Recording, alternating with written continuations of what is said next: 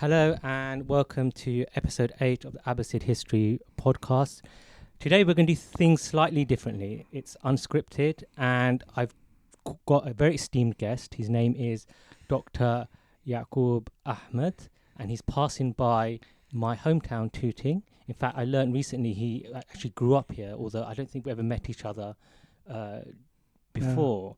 And I'm very excited to speak to him. Now, although he is a professor in Ottoman Studies, he has some very valuable thoughts to share with us. And I'm also interested in about his life teaching in English medium in Turkey. And we're going to touch on some of his views regarding Ertugrul, an article that he wrote for Yakeen Institute, which is a charity in America for young Muslims facing conflicts in their faith. But before we get there, let me welcome you. Thank you. We just had coffee at Tartine, which is a lovely cafe near Tooting Station. We're advertising Tartine again. Yes. Okay. And hopefully next time we go there, they'll give us free coffee. Will they listen to our podcast? They should. Okay. And so Abbasid History Podcast is about the Abbasids, and I think what you can help me make sense of is that transition point in 1517 where we have these nominal caliphs in Cairo and this handover to the Ottomans. How did that happen? Good question.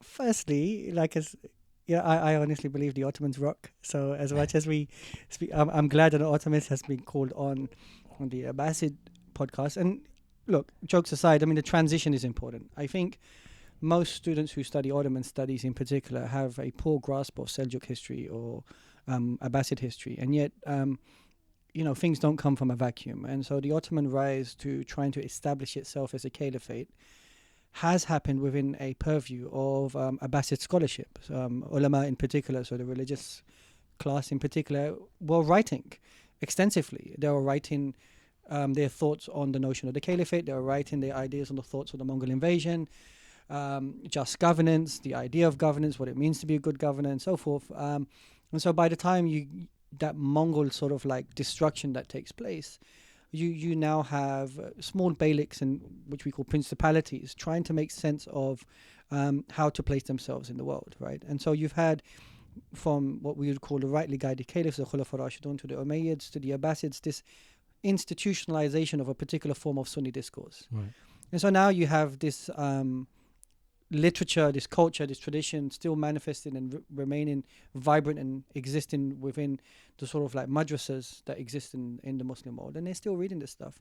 So they're asking themselves in regards to their own politics, how Islamic is this, and what is the end goal, and what are we trying to achieve? And these people are, in that sense, are people of progress. They have a vision in mind. They have an imagination of what they want to get to, Right. and they're constantly readjusting the existing practical realities with this imagination, this idea that existed in the past. And so gradually, once the Ottomans get strong enough militarily, they make a decision and a choice to make their way down to Cairo and centralize their domains and call themselves caliphs. When we are walking up here, apart from reminiscing about life in Tooting, you mentioned how the relationship between the ulama and the state changed under the Ottomans as opposed to amongst the Abbasids. So we know that amongst ulama, generally in that long Abbasid period, there was a reluctance between getting involved in statecraft. Right. But you felt there was a shift in Ottoman attitudes. Yeah, so it's interesting because even the imagination today regarding the ulama and the type of ulama that people talk about, whether it's Ghazali, Mawardi, or even Taymiyyah in that sense, there's an imagination of the ulama of that Abbasid period, or the cusp of the fall of the Abbasid period. You don't see much regarding the works of the ulama in the Ottoman context. And the Ottoman context is interesting because as the Ottomans and these Turkic states are building their states, the ulama are part of that state building process. Right. So whereas in the Abbasid period you see a lot of ideas regarding speaking truth to power, Right. and the ulama, or a good alim is the one who separates himself from politics, but is still political in the sense and advising truth to power. In the Ottoman context, the ulama are part of the power configuration. Okay, so and in the Ottomans we say mulkiya, which is the executive, askariya, which is the military, and ilmiya, which is the ulama, and these are the three main pillars of the Ottoman state, the devlet, the dawla at the time. And so now they no longer need to speak truth to power in the same way, because they had the capacity to remove sultans from power, right, with the assistance of the Janissaries in that sense. So the ulama write in a different style, they conceive politics in a different way, they see their role in a different way, and that is very unique in regards to a shift that took place regarding Abbasid politics and Ottoman politics. What do we know about what ulama thought about the handing of power from the Qurayshi Abbasids to these Turkic Ottomans? You know, it's interesting. The Qurayshi idea is a fascinating one that comes about in the 19th century, again in the Ottoman period. These debates take place. And so if we're to investigate those debates, one of the arguments that I've put forward regarding those debates is the Abbasids used the Qurayshi ideas to consolidate the Abbasid state. The first time they use it is during the Abbasid revolution to legitimize that they are part of the Qurayshites, the Abbasids, and so the Alids can't come after them and so forth. Then they use it again when the Seljuks come to prominence, and it's a way of marginalizing the Seljuks so that the sort of caliphate isn't usurped from the Abbasids. They use this idea of the Qurayshi hadith again. But in the Ottoman case, this disappears. I mean, this idea of the Qurayshi hadith doesn't come back until the 19th century. And by and large, the Ottomans have made a more rational point of power, of consolidating power, of having authority, and being the strongest entity in the region. We don't know how the ulama in Egypt feel by and large, but it's celebrated in Istanbul later. Now, is this a reimagination of them going back in time? It's difficult to know.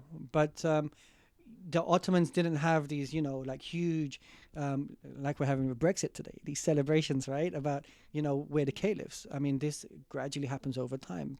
And for the Ottomans, it's irrelevant what people call them. But what's interesting is Cairo, Makkah, Medina, Jerusalem are under the Ottoman jurisdiction. And then Suleiman, who comes later, Baghdad comes under the jurisdiction, Karbala, Najaf as well. And so just by that itself, the Ottomans held all the cards in their hands. When we were talking earlier, we mentioned how lonely it is to do a PhD, and particularly when the subject you're doing isn't appreciated by even your own family or your friends or your community. And so you felt that when you started doing your PhD in Ottoman Studies, there wasn't very much interest. And then came a TV show called Ertugrul. Ay wallah. I'm just interested in what you think of the phenomena of Ertugrul and as a lecturer in Ottoman Studies. So it's strange how, people are going to be really upset with me. So, I mean, it wasn't the first TV show in Turkey. So when we were living in Turkey, there was like a show on Suleiman the Magnificent, which was actually quite popular in Turkey prior to Ertugrul. And there were other attempts on other TV shows that weren't as successful. I think Ertugrul's case caught everyone off guard. I don't think when it was being produced in Turkey, it was designed with the mindset of an international Muslim audience. And I'm using Muslim audience here because it became a phenomenon for Muslims outside of Turkey. Right. But once Ertugrul became popular, I mean, it in some ways opened a gateway for Muslims in other parts of the world, in the West and non-West, to want to know more about Ottoman history. And the question is, and I think this is something we need to ask within our own communities, what is it about Ertugrul that they found fascinating? And what is it that it gave them to make them feel a sense of pride? And what I'm assuming is that it was a show that was presenting Muslims as the main, protagonists in a more positive light rather than negative light. And I mean, can they identify with a guy just going around killing people? No, probably not. But what they were identifying with is that he was the hero, not the villain. And there's this whole notion of female emancipation, which a lot of young females felt attached to. And just the idea that there is this idea of morality and ethics and so forth. And I think Muslims subscribe to that. Now, as a historian, I can critique a lot about that show. And as a historian, when I teach Ertugrul, it's 5 minutes because we really have very little historical information on him. Right. Having said that, this imagination which has been created, I don't mind it. I think Muslims to some degree regarding their history require an imagination, and this show has created that. Now, in return, what it's done is it's given a opportunity for people like me to now give talks and set the record straight, one, but also create an interest where I'm arguing that more and more young people should be invested in Ottoman studies as part of their identity. So I still have mixed feelings about it. I think there's a very interesting kind of idea that of what it means as a Muslim in academia in general and teaching Islamic history specifically. I mean, both of us met for Friday prayers at a local mosque before we came back to my house to record this. And my intended audience is anyone who's interested in Abbasid history. And I'm just wondering how you've negotiated this yourself, because I know you've faced kind of charges against your own integrity as a scholar. Yeah, it's been difficult. I mean, as a religious Muslim who's writing about something which is perceived as an Islamic past, Muslim audiences have a particular expectation of what they want their history to be. Academic culture has a particular way of how it's been constructed, of how ideas should be spoken and written about. I have my own sensitivities and emotions regarding being a Muslim and how I look at the past. But fundamentally, one, we have to ask ourselves, is there a universal objectivity? I don't know. I think every academic is negotiating themselves in the sense of how they're writing and what they write about. But what I'm trying to do is, I do believe that within the Muslim environment, that this is part of their identity. So it's more than just some sort of academic endeavor. I know that from living in Turkey and living in the Balkans and living in the Arab world, that this matters to them. It shapes who they are. It's a very emotional and emotive subject area. And so how do you negotiate that? How can you make it relevant to them and relatable to them on the one hand, and on the same hand, go around academic circles and try to present the knowledge base in what academia deems as being the most objective way possible? That's not been easy. It's not been easy trying to gather my thoughts to write in these two different spaces, which they are two clear different spaces. It's been hard to find a halfway point, and it's been hard to just go down one direction, and it's been a constant negotiation. I don't think I've succeeded yet. I guess life, just like being a Muslim actually, in the world, a constantly transitioning world, how do you negotiate that space? I think my academics is doing the same. I just like to hope that both academics and Muslims can be a little bit fair to me in terms of what I'm trying to do, and hopefully I can encourage both sides to enter a debate. I think this brings us nicely onto an article that you wrote for the Yaqeen Institute, which is an American charity targeting young Muslims experience a crisis in their faith. Why did you feel the need to contribute to them? Tell us about this article. Actually, I didn't feel a need to write for them.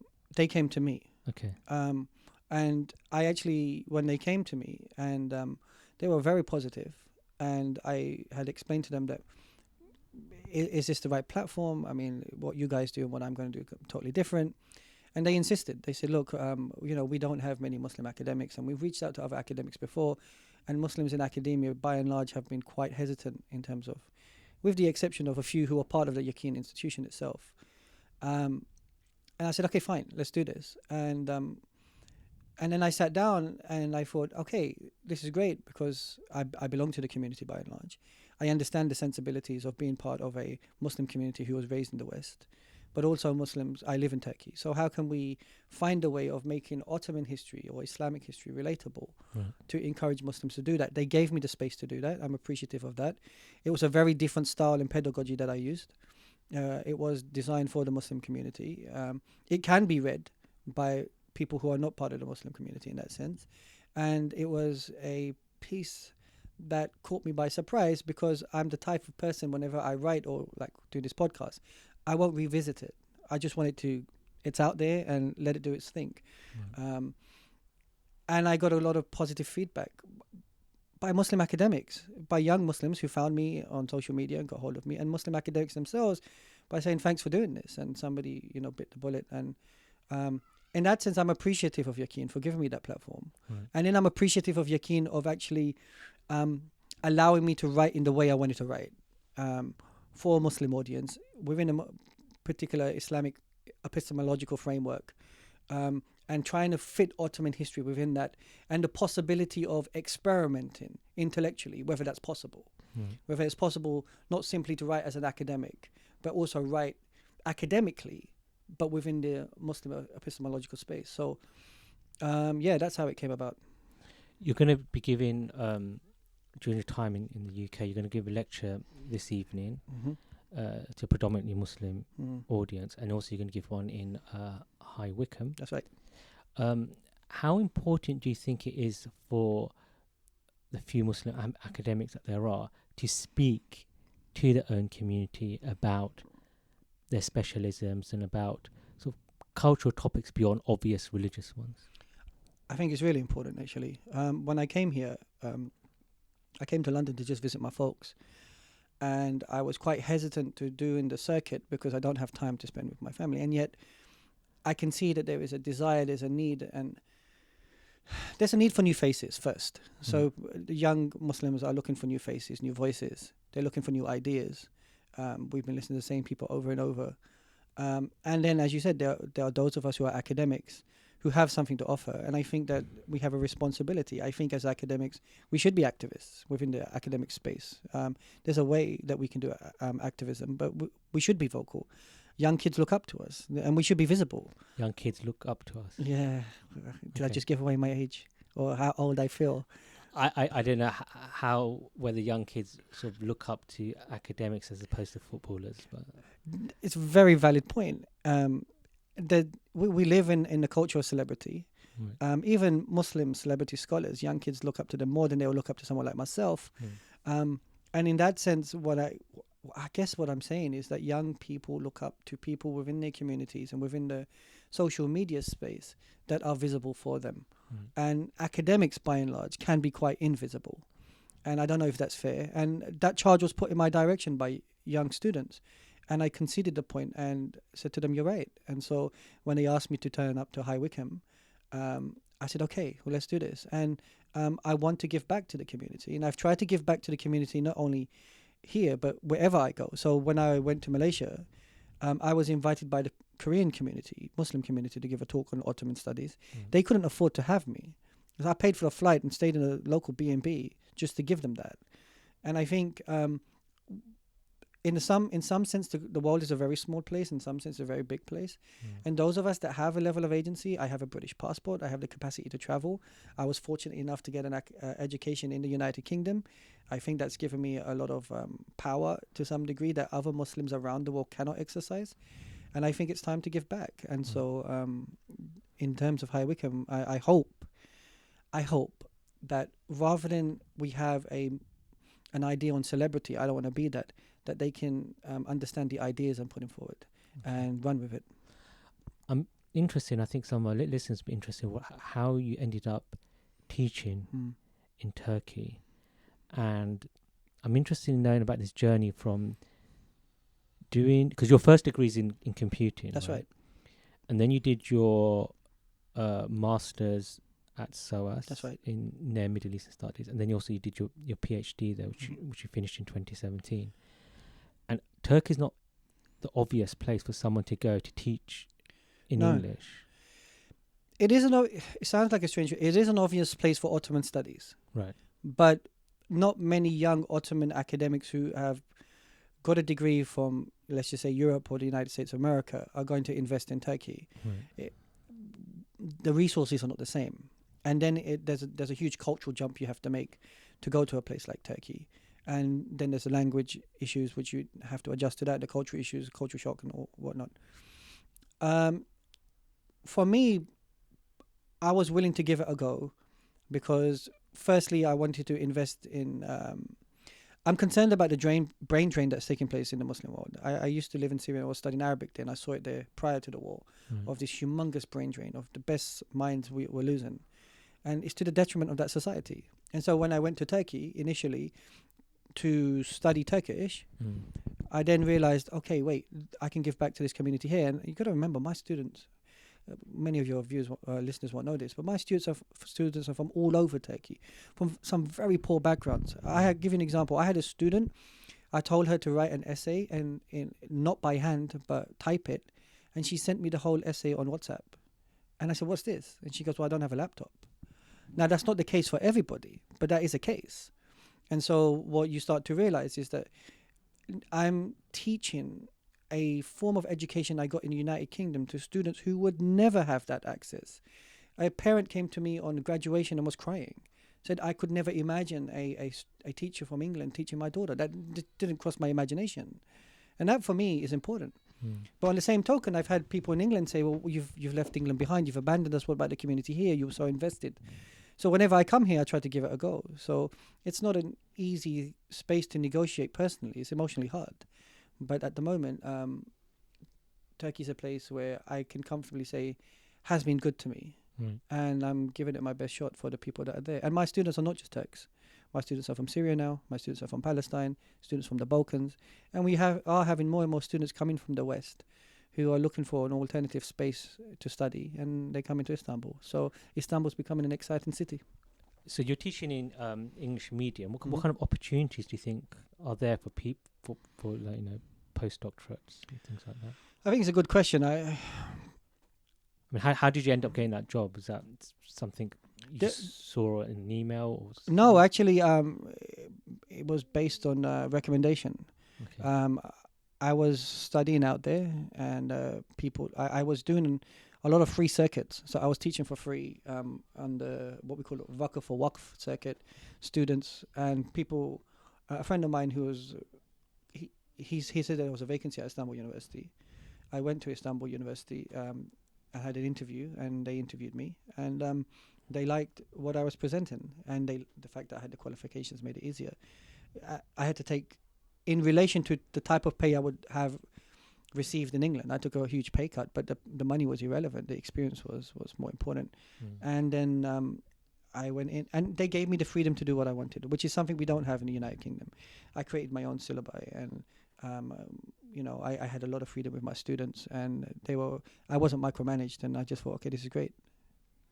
And give us a sense what it's like to live there and to commute. And I mean, so Istanbul's a draining city, but I mean, it's a beautiful city. Right. It's the center of Ottoman studies in that sense. Istanbul, when you come to Istanbul, you feel the Ottoman dynasty there. I mean, the skyline is the history. The skyline are the mosques. The skylines are the tradition. I walk around buildings every day, and just looking at that and saying, that's what I'm studying. And history for me is taking my students to buildings, to places. It's in the food. It's in the air. It's there. It's part of their tradition. And so in that sense, I've become a better Ottoman historian for it, in the sense of being but I haven't only been to Istanbul. I've traveled the Balkans. I went to the Arab world. I went to Palestine. I went to Lebanon. I went to Egypt. And I tried to grasp this idea of how is it that from Bosnia to Cairo to Yemen, how do you hold this together? How do we make sense of this? And it just blew my mind. And the more I've traveled, the more I've learned. So it hasn't just been the books. It's been in the region itself from osmosis. I've started to get a better grasp of how they do scholarship. And And you think anyone who's studying an earlier period, such like as that. the intended audience of this podcast, do you think they might have opportunities there as well? The honest answer to your question, I don't know. Right. I think in Turkey in particular, it's very Ottoman history centered. But I think that there is a demand to want to know more and more about the earlier periods in Islamic history. Right. I still believe that the nation state in the region has created or facilitated a skewed understanding of history, of its own history in that region. And I think scholars who are studying Abbasid history, Umayyad history, Ottoman history have a lot to offer in trying to provide a more balanced understanding of that particular past. And I think if the scholars are good, there's no doubt, and they're willing to sacrifice a little bit, I think there's no doubt why people in that region will not be willing to accommodate.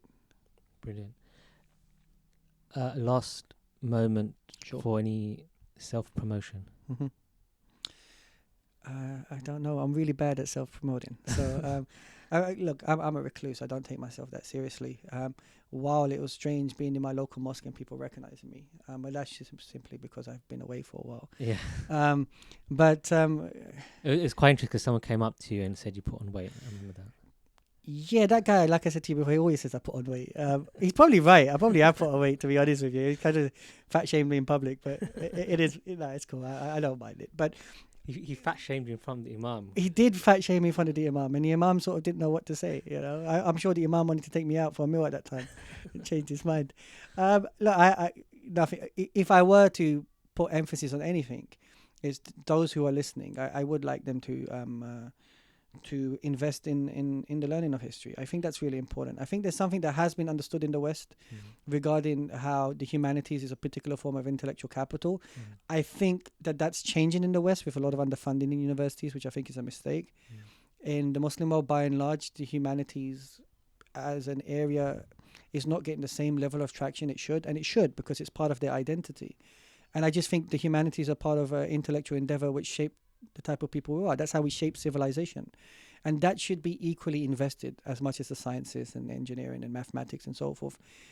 People who have ideas, and I was mentioning this before, I was told that, who's going to pay you to think? And that one could argue that statement was quite primitive, but it was quite profound in some ways as well. Why should I get paid to think? We should encourage kids in our societies to exercise, to think. I think that's so important, and that's where people like yourself and myself are important. And rather than just giving a monetary value to what people do, I think here is the point of where the sacrifice comes in, of trying to make a change in society by giving them a vision of what the past was like and giving them an imagination of what the future could be like. And I think that's where we're important. So for me, rather than myself, I'm not that important. I hope people invest in the subject areas. Investment in history. That's Yes, what please. we want to Yes, hear. Thank you so much, Thank you. Dr. Ahmed, for being a guest. I hope our listeners, despite talking about something at the very cusp of Abbasid history, I tried to stretch it. I hope our listeners do benefit, and especially from the advice about teaching in Turkey, perhaps that will resonate with some of you. And I do want to have this conversation with Muslims in academia because it's very lonely, and it was really a great blessing to me to come across Dr. Ahmed, and so much we were talking about resonated with me. And well, do leave your comments. Can I just say one last thing? Yes. Thank you very much for having me. Thank you. Great way to end. Nice. Thank you. Great.